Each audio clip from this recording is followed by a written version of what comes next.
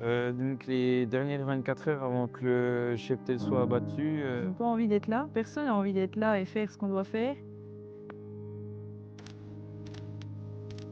Forcément, on était en colère, on était déçus du gouvernement, on était déçus de la profession parce que, ben voilà, dans tous les cas, c'est injuste et on comprend pas pourquoi ça nous arrive.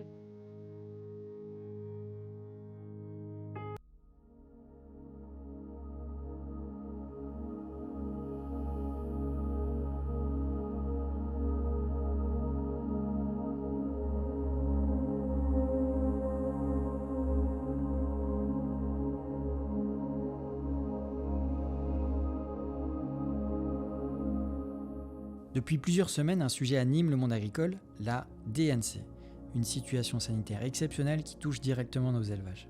Sur ce sujet, les débats sont nombreux, l'emballement médiatique est dénoué de raison et les avis sont tranchés. Chez Sous le Hangar, on a fait le choix de ne pas prendre position, de ne pas opposer les points de vue, mais de donner la parole à celles et ceux qui l'ont vécu.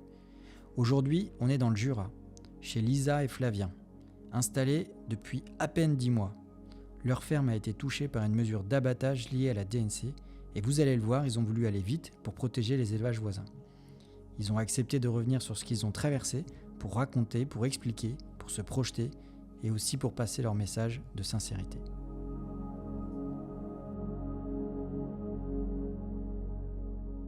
Est-ce que vous pouvez nous raconter tous les deux ce qui s'est passé le 22 octobre 2025 ? Et ben, le 22 octobre, on s'est rendu compte qu'on avait des vaches qui coulaient un peu du nez. Suite à ça, on a pris les températures parce que ça faisait 5 jours qu'on avait vacciné, donc on avait un peu souci. On s'est rendu compte qu'il y en avait une bonne dizaine qui avaient 39,5. La plus haute avait 39,7. Suite à ça, on a attendu le soir pour traire, où là, l'état d'une vache en particulier s'était dégradé. Elle était à 40,6 de fièvre, donc le vétérinaire est venu faire des analyses. Et 24 heures après, donc le jeudi 23 octobre, on a su que le cas était positif. Donc on n'avait bien qu'une seule vache de positive. Euh, et donc ensuite, en fait, quand ils viennent te l'annoncer, tu es un peu réquisitionné pour faire le tour de tout ton cheptel, pour être sûr qu'on n'ait pas mis une vache de côté ou une jaunisse. Et après, il y a toute une procédure en mairie à faire avec un peu tous les professionnels sanitaires, type les DPP, GDS, et puis tout ça, quoi. Concrètement, comment se sont déroulées ces 24 heures très particulières ? donc les dernières 24 heures avant que le cheptel soit abattu, on avait décidé la veille avec la DDPP, les services sanitaires d'abattre le plus rapidement possible pour pas contaminer nos voisins parce qu'on a moins de 300 mètres de son bâtiment. Donc on voulait pas que ça se propage trop vite. Le matin a commencé l'expertise des bêtes, des vaches et après des veaux à 9 heures. Ensuite, à 11 heures, on a relâché les vaches. Elles se sont couchées dans l'air paillé. Puis après, la journée s'est déroulée normalement. Et à 14 heures, on a débuté l'abattage, non, premier par les veaux et après par les vaches. Ça a duré environ 2 heures de temps. Et puis après, à la fin de la journée, on attendait les résultats d'un deuxième groupe de vaches taries qui étaient en suspicion, mais qui sont sortis pour finir négatifs. Donc on était content en fin de journée, même si on avait perdu la moitié du troupeau. Vous avez fait le choix d'accompagner vos animaux jusqu'au bout. Pourquoi c'était important pour vous ? C'est le vétérinaire qui a euthanasie, mais nous, on voulait être avec eux pour que ça se passe le mieux possible, pour qu'on soit avec les bêtes. Et puis, ben, déjà, moralement, depuis le mercredi soir, on n'était déjà pas trop serein. Le jeudi soir, ça s'est empiré. Puis, ben, le vendredi, on était un peu ailleurs. On n'était pas trop là. On n'était pas, c'était pas dans l'esprit joyeux. Et puis, pendant les 15 jours qu'on suit, c'était pareil. Après, voilà, on s'en remet gentiment. Et puis, Et puis le jour de l'abattage, tout ce qu'on voulait, c'était que ça se passe bien, en mettant un peu de côté comment dire, nos sentiments et puis notre tristesse, parce que bah, les vaches, elles le ressentent et on voulait absolument pas qu'elles soient en panique et puis qu'elles comprennent, entre guillemets, ce qui se passait. Donc, c'est vraiment à la fin de la journée et les jours qui suivaient qu'on a craqué et que ça allait pas, mais globalement dans la journée, c'était les vaches avant tout et ça s'est passé comme on l'imaginait, quoi. Cet événement arrive seulement 10 mois après votre installation. Est-ce que vous pouvez nous parler de votre ferme et de votre projet de couple? Oui, donc nous, on avait le projet de reprendre une ferme les 2 en même temps avec Lisa. On a toujours été passionnés par l'agriculture, donc on a toujours voulu, reprendre une exploitation. On est arrivé ici dans le Jura, le 15 août 2024. On s'est installé le 1er décembre 2024. On a une surface de 200 hectares et on avait 145 bêtes au total. Donc on en a perdu 71, donc 60 vaches plus 61 vaches et 10 veaux. C'était un projet de couple parce qu'on a toujours voulu faire ça ensemble. Bah, parce que, comme je l'ai déjà dit, on est passionnés par l'élevage, puis l'agriculture. Et puis voilà.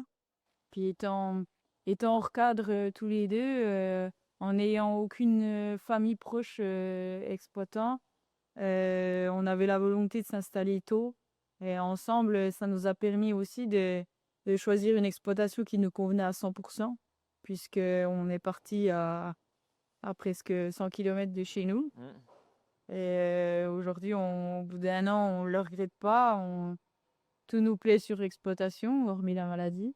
Et avec le recul, est-ce que vous vous êtes senti suffisamment accompagné? Donc, quand, on a su que notre vache était positive, tout de suite, on a eu une, référente, donc, c'est un peu la responsable du service vétérinaire de la DDPP, qui est là, pour, t'orienter, pour t'écouter et te conseiller. Et c'est une personne, qui est, je dirais, indispensable dans ce genre de situation, même si sa position, elle est un peu délicate, vis-à-vis de nous en tant qu'éleveurs.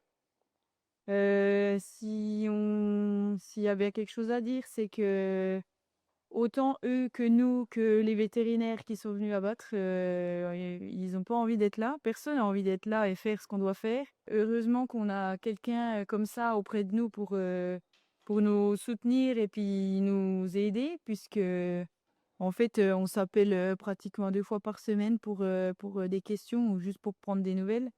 Et ça, c'est important parce que personne connaît vraiment cette maladie, personne n'a les bonnes réponses, alors qu'elle, oui, elle est là pour ça, quoi. Donc, oui, ça reste une très bonne personne et c'est indispensable dans ce genre de moment, quoi. Aujourd'hui, le bâtiment commence à revivre. Comment imaginez-vous la suite? Oui, ben, comme on peut le voir derrière nous, on a remis les 12 vaches qui nous restaient, il y en a déjà 10 qui ont fait le veau. On était avant dans un autre bâtiment, le temps que celui-là, on ait le droit de remettre les pieds dedans. Donc oui, on est revenu un peu à l'ancienne, à très repos et puis, pour nous, ça physiquement, c'était pas drôle. Donc voilà, à ce coup-là, on est revenu dans notre bâtiment et puis avec, on a mis, un lot de genisses, qui vont véler au mois de janvier, puis un lot de genisses à inséminer. Donc déjà, on est reparti, on fait revivre le bâtiment, on remet des odeurs, on remet du foin, on repaille, on retravaille dans notre bâtiment. Puis comme nous, on habite à côté, ben, on passait tous les jours devant le bâtiment qui était vide. Pour nous, moralement, c'était aussi pas simple. Là, on reprend un peu du moral et puis de l'envie. On envisage la suite que tant qu'on n'a pas le droit de repeupler, on est dans l'attente. Puis à partir de la date de repeuplement, on espère retrouver des bêtes et puis un troupeau pour qu'on puisse repartir le mieux possible. Et pour finir, si vous aviez un message à faire passer aux autres éleveurs qui regardent cette vidéo, ce serait lequel? Au début, quand on a su qu'on était positif et qu'en 24 heures, on a à peine réalisé ce qui se passait et qu'au final, on n'avait plus de vaches, forcément, on était en colère, on était déçus du gouvernement, on était déçus de la profession parce que, ben, voilà, dans tous les cas, c'est injuste et on comprend pas pourquoi ça nous arrive et pas aux autres, même si on le souhaite à personne. Et avec le recul aujourd'hui, parce que, 50 jours, c'est long et ça nous a permis de réfléchir et de cogiter sur, tout ce qui se passait. On se rend compte, que même si c'est difficile à accepter, ce qui s'est passé, c'était nécessaire dans le sens où s'il y a pas de vaccination et d'immunité, il y a pas le choix. En fait, c'est un abattage pour sauver les vaches, autour de chez nous et après s'il y a un truc à dire, c'est la vaccination, faut l'élargir, mais c'est ce qui est en train de se faire Mais surtout, ne pas empêcher les abattages sur des troupeaux non immunisés, c'est beaucoup trop dangereux et en plus, ça impacte tout le monde puisque on peut pas passer en zone vaccinale, donc en période où c'est qu'on a le droit de repeupler, tant que l'abattage n'a pas eu lieu. Donc en fait, ça porte préjudice à tout le monde et on nous dit bien qu'il faut être collectif et il faut penser aux autres. Si on part dans cette optique-là, ça ne l'est pas du tout. Et quand ça nous arrive, quand ça arrive à ceux des Cleux, à nous, aux gens des Savoies, on vient tous à dire la même chose, c'est on a envie que ça se termine et on a envie et surtout on a besoin d'aller de l'avant. On peut pas constamment rester dans ce qui s'est passé ce jour-là parce que sinon c'est pas possible. Je vois pas comment on peut continuer, de travailler et surtout de rester en vie, quoi. Mmh.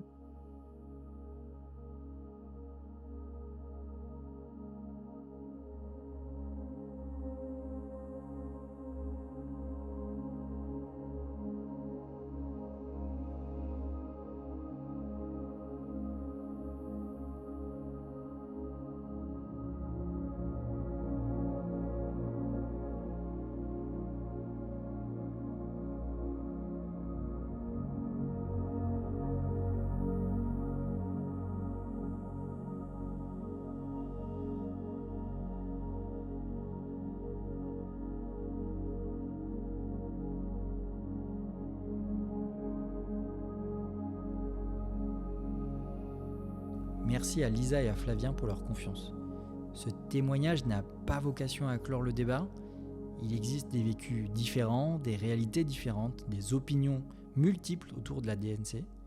Ici, on a simplement voulu donner la parole à 2 jeunes éleveurs concernés, assez touchants, je dois vous le dire. Si ce sujet vous questionne, vous touche ou vous fait réagir, les commentaires sont ouverts et s'il vous plaît, soyez respectueux. Et pour continuer à faire entendre les voix du terrain, abonnez-vous à Sous l'Hangar.